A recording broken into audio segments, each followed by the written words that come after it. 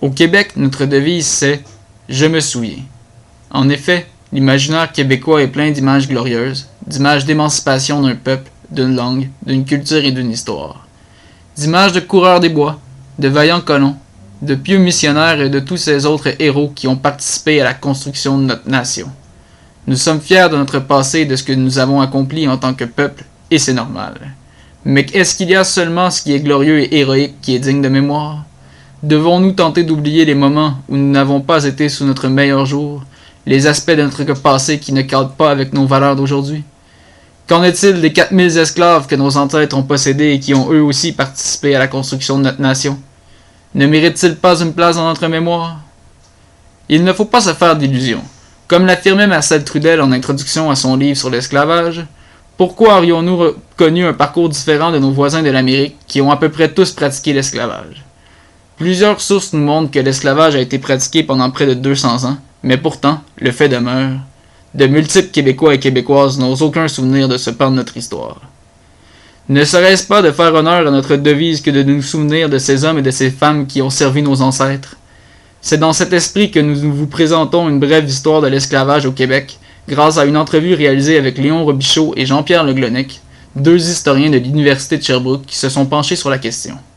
La première mention d'esclavage au Québec remonte à la fin des années 1620, au moment où les Anglais capturent Québec. En fait, c'est le capitaine David Kirk qui avait capturé Québec en 1629, qui amène avec lui un jeune esclave noir. Et ce jeune esclave-là va être vendu à un colon français qui était resté sur place pendant l'occupation de Québec par les Anglais, dénommé Olivier Le Tardif. Et quand les Français reviennent en 1632, Le Tardif, qui avait beaucoup collaboré avec les Anglais, va quitter la colonie et va vendre ce jeune esclave-là à Guillaume Couillard. Ce qui est intéressant avec le cas d'Olivier Lejeune, c'est que la manière qu'il est arrivé au Canada, son jeune âge et plusieurs facteurs sont assez caractéristiques de plusieurs aspects qui vont être assez typiques de l'esclavage africain au Canada. Il doit être domestique. Évidemment, la définition de domestique est assez large au Canada. Un domestique peut à la fois travailler à la maison, comme domestique de maison, ou travailler au champ lorsque les besoins le demandent. Donc, ce n'est pas nécessairement quelqu'un qui ne fait que du travail dans la maison pour servir le maître, mais c'est quelqu'un qui est rattaché au maître, à sa maisonnée, et donc il va servir le maître dans toutes les capacités quelconques dont il en a besoin. Et de la même manière qu'un engagé au Canada peut aussi bien aider dans la maison, aider au champ, défricher, couper du bois. Il y a toutes sortes d'activités qui sont rattachées au service au Canada. Olivier Lejeune, en tant qu'esclave, tombe dans cette catégorie-là. Pour la majeure partie du 17e siècle, on ne retrouve aucune autre mention d'esclaves, surtout d'esclaves noirs, avant la toute fin du 17e siècle. Dès la fin des années 1680, où des membres de l'élite canadienne commencent à réfléchir sur la question de l'esclavage. Est-ce qu'on devrait avoir des esclaves au Canada? Est-ce qu'on en a besoin? Est-ce que ce serait nécessaire? Et c'est donc en 1689 que François-Marie Fortuné Ruette-d'Auteuil, qui est le procureur général du Conseil souverain à l'époque, va écrire un mémoire au roi concernant le développement du Canada, dans lequel il va, entre autres, suggérer qu'on facilite le commerce direct d'esclaves entre l'Afrique et la Nouvelle-France. Ruette-d'Auteuil voulait, de cette manière-là, résoudre un problème de main-d'œuvre, de manque de main-d'œuvre dans la colonie. Il s'inquiétait aussi de la lenteur du peuplement du Canada. Il comparait le Canada avec les colonies de la Nouvelle-Angleterre, de New York, et évidemment du sud de la Virginie, de la Caroline. Et il voyait que ces colonies-là se développaient plus rapidement, dans plusieurs cas avec des esclaves, et pour lui, l'esclavage semblait être une solution économique à la lenteur du développement du Canada. Il ne faut pas oublier qu'à la même époque, dans les Antilles, l'esclavage se développe de manière phénoménale. L'économie des Antilles, la Guadeloupe, la Martinique, Saint-Domingue, qui va devenir Haïti, et Saint-Kitts, donc l'île de Saint-Christophe, sont des îles où on développe une économie de plantation basée sur l'esclavage, une économie qui est prospère, malgré tous les aspects amoraux qu'on peut y attribuer. Cette économie-là, du point de vue fondamentalement commercial, impressionne les gens. Et donc, en 1685, afin de gérer le nombre de plus en plus grand d'esclaves qu'on retrouve dans ces colonies-là, le roi Louis XIV avait émis un édit, ce qu'on appelle le Code noir. Donc, c'était un édit pour réglementer le travail des engagés, mais surtout des esclaves, et aussi réglementer leurs droits, leurs obligations, les obligations des maîtres, les droits des maîtres, les responsabilités vis-à-vis des esclaves. Donc, on avait codifié l'esclavage dans les Antilles, et Ruel d'Auteuil devait se dire que c'était un bon moment de voir si c'était possible de faire la même chose au Canada. Le cas d'Olivier Lejeune démontre bien que l'esclavage fut présent en Nouvelle-France presque depuis les débuts de la colonisation. Par exemple, comme le précise M. Léon Robichaud, ce n'est pas avant la fin du XVIIe siècle que l'on voit une réelle manifestation d'un intérêt pour l'esclavage de la part de l'élite coloniale de Nouvelle-France. Eux aussi désiraient bénéficier d'une main-d'œuvre noire et servile, comme dans les Antilles, où l'esclavage pour les plantations était en plein développement. Ils déposèrent une demande au roi, qui reçut un accueil mitigé. Le roi n'était pas fermé à l'idée que les colons possèdent des esclaves, mais il redoutait que ceux-ci ne courent à leur ruine s'ils envoyaient un plein chargement à la direction de Québec. Les colons vont donc devoir se tourner vers d'autres sources pour s'approvisionner en main-d'œuvre servile. La présence de ces esclaves, qui vont arriver majoritairement des colonies voisines, va venir créer une zone grise qui nous pousse à nous interroger à savoir si l'esclavage était légal en Nouvelle-France. Le statut légal de l'esclavage au Canada, d'une part, est clair dans le sens où il existe, est accepté et supporté par les autorités coloniales, mais est quand même un peu flou dans ses limites. Il est moins clair certainement qu'il peut l'être dans les Antilles. Il existe des ordonnances d'intendant, notamment celle de Jacques Rodot en 1709, qui définit l'esclavage comme existant légalement au Canada. Donc, on peut posséder un esclave, qu'on peut acheter un esclave, et que cette personne-là demeure esclave. Donc, ça, c'est de un. Donc, l'esclave existe légalement. Et deuxièmement, Gilles Lecor, en 1736, va émettre une autre ordonnance dans laquelle il va préciser que pour affranchir un esclave, on doit avoir recours à un acte notarié pour justement éviter, en fait c'est la pratique dans les Antilles, une personne de couleur est présumée esclave et on doit pouvoir prouver sa liberté. Il y a des procès qui viennent aussi confirmer la légalité de l'esclavage, qui viennent confirmer la légalité des transactions de vente et d'achat de personnes. Mais ce qui est particulier par rapport au Canada, c'est que le Code noir n'est pas enregistré par le Conseil souverain et donc n'a pas de valeur légale de mur à mur, si on veut. On n'a pas le Code noir n'est pas appliqué intégralement au Canada.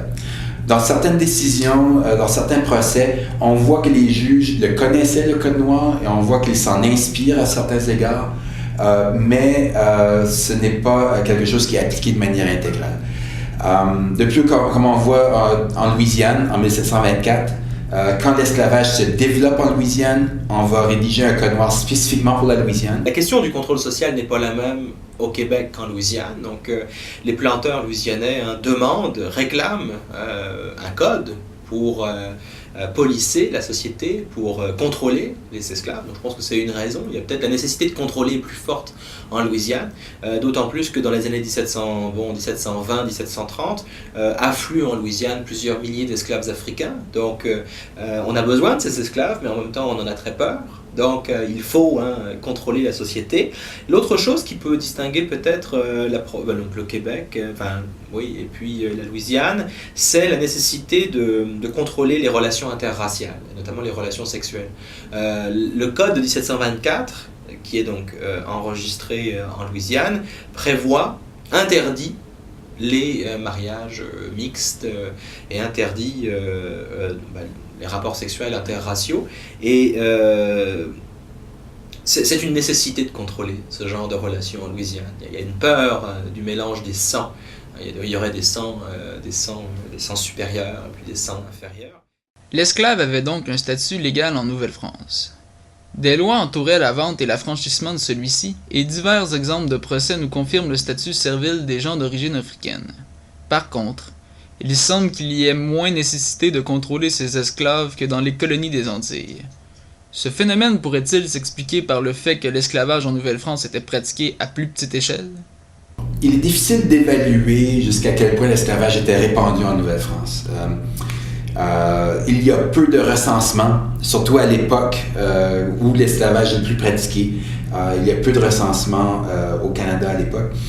Et donc, il faut se fier à des relevés, à des mentions d'esclaves qu'on retrouve dans toute une série de documents.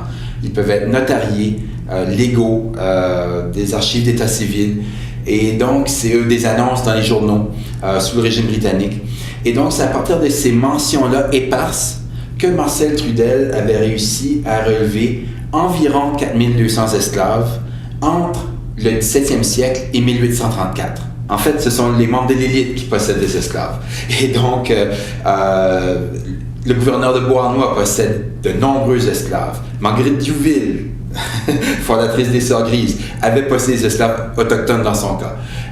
Et sur la rue Saint-Paul, entre la rue Saint-François-Xavier et même un peu plus à l'ouest, de la rue Saint-Pierre jusqu'à la rue Saint-Gabriel environ, dans la majorité des maisons, on retrouve un esclave, soit autochtone, soit d'origine africaine. Si on dit qu'il y a 4000 esclaves sur une période de 150 ans, la période pendant laquelle il y en a le plus sont certainement les années 20, 30, 40, 50. Et même si on disait qu'il y en a 2000 dans cette période-là, on est quand même dans une colonie qui compte plus de 50 000 habitants. Et donc le phénomène demeure assez minoritaire. On est à moins de 10%, on est autour de 5%. La répartition, par contre, n'est pas égale. Donc, d'une part, elle n'est pas égale dans les temps, mais elle n'est pas non plus égale dans l'espace. Ce ne sont pas tous les colons dans toutes les paroisses qui ont des esclaves. Ces esclaves-là sont concentrés dans les villes, et dans les villes, particulièrement dans les quartiers marchands. Donc, je connais beaucoup moins la ville de Québec, mais dans la ville de Montréal, c'est particulièrement sur la rue Saint-Paul où sont concentrés les grands marchands. Et donc, quelqu'un qui viendrait à Montréal à cette époque-là, dans les années 20, 30 et 40, croiserait des esclaves fréquemment dans la rue. À toutes les deux maisons où il entrerait, il y aurait probablement un esclave, soit autochtone, soit noir. Et donc, de ce point de vue-là, on pourrait dire que pour une certaine couche de la société, l'esclavage chez ce groupe-là particulier est assez répandu, mais il n'est pas répandu dans l'ensemble de la société. Et de plus, chacune de ces familles-là a 1, 2, 3 esclaves, généralement un seul, et généralement ça va être un esclave amérindien. Ce sont seulement quelques personnes qui ont des esclaves d'origine africaine. Ainsi, en Nouvelle-France, les esclaves comptaient pour environ 5% de la population. Dans les quartiers les mieux nantis de Montréal et de Québec, une maison sur deux, voire chaque maison contenait au moins un esclave. Par contre, cet esclavage qui était presque exclusivement urbain était majoritairement pratiqué par les élites et les grands marchands. Ceux-ci en possédaient quelques-uns, principalement employés à des tâches domestiques. Vu la petite échelle du phénomène, peut-on supposer que la relation entre le maître et son esclave aurait pu être plus humaine que dans les grandes plantations antillaises?